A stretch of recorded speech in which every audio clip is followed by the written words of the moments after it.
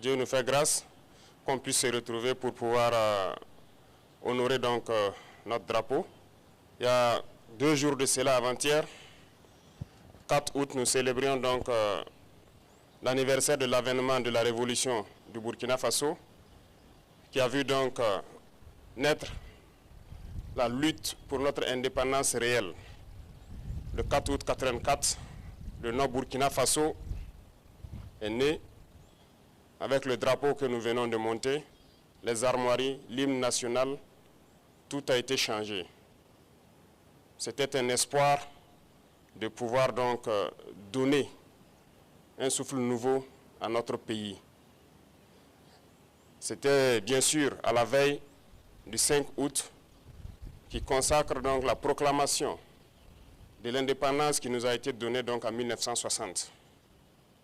Alors je souhaite que nous puissions travailler et faire en sorte que l'année prochaine, à cette même célébration, que nous soyons en train de consolider l'indépendance réelle que nous sommes en train de nous battre aujourd'hui pour acquérir.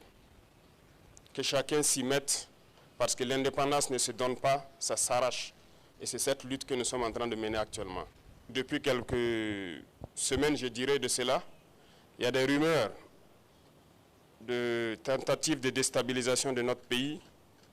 Et je pense que certaines presses sur la place ont aussi relaté certains faits.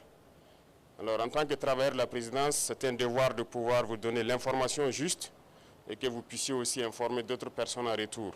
Et surtout pour votre gouvernement et votre sérénité dans le travail. En effet, depuis très longtemps, nous suivons effectivement une cellule dans un pays voisin qui est dirigée par des services de renseignement occidentaux, dirigés principalement contre notre pays. Et les opérations devraient principalement commencer en fin mai.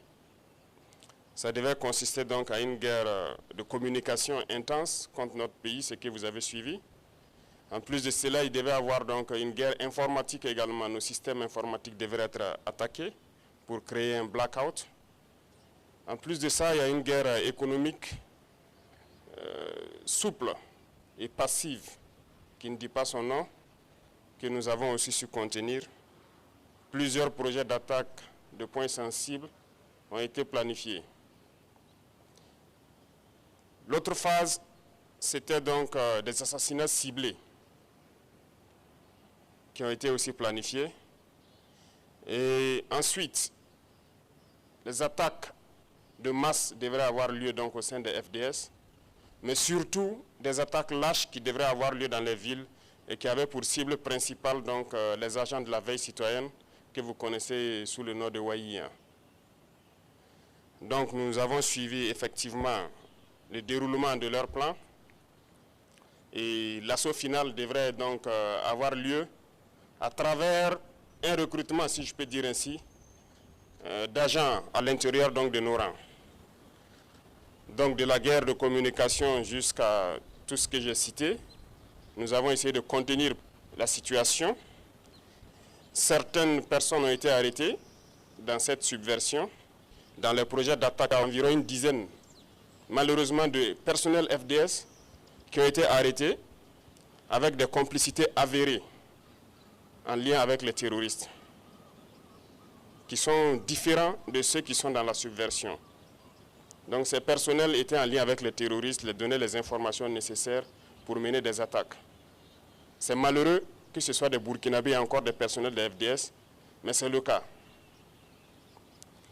En plus de ça, certains médias aussi ont relaté le fait que certains éléments des BIR ont été contactés. C'est vrai. Vous savez que les BIR sont le fer de lance de la lutte que nous menons actuellement.